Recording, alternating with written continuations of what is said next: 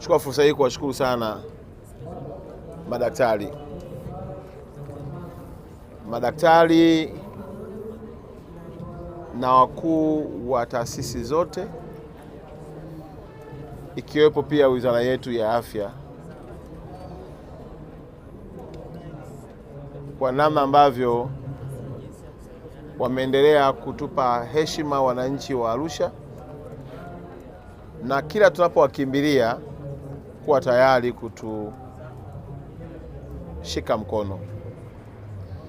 Ni ukweli usiopingika, mimi kama mbunge nisingeweza kuwa na mafanikio yote haya kama hakuna mahusiano mazuri na upendo wa serikali yetu chini ya Daktari Samia Suluhu Hassan kwa wananchi wake. Gharama zinazotumika ni kubwa.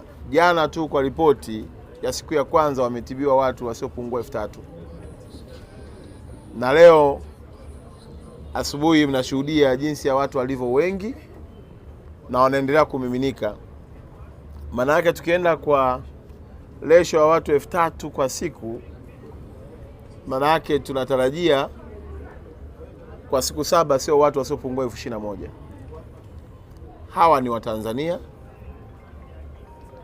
ambao wengine hawana uhakika hata wa mlo mmoja, wengine hawana ajira na wanaumwa, na wengine wameachwa na watoto wao wakashindwa kuwashika mkono, matokeo yake wanabaki na magonjwa, na wengine walikuwa na kiasi kidogo, wameenda hospitalini, imeishia kwenye kipimo, na hata wengine hawajamaliza hata vipimo.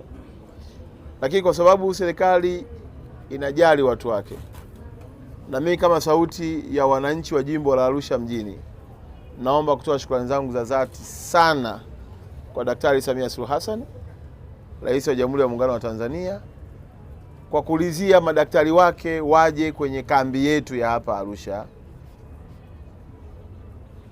na nikitambua mchango wa wizara yetu ya afya na taasisi zote na sekta binafsi. Nina kila sababu ya kushukuru, sababu hapa tulipo JKCI ni ya serikali, Muhimbili pale na gari liko njiani kubwa lenye uwezo wa kufanya operation, lakini wakati huo huo Benjamin Mkapa, Mount Meru ya hapa kwetu, you name them. Yani kwa kweli hakuna hospitali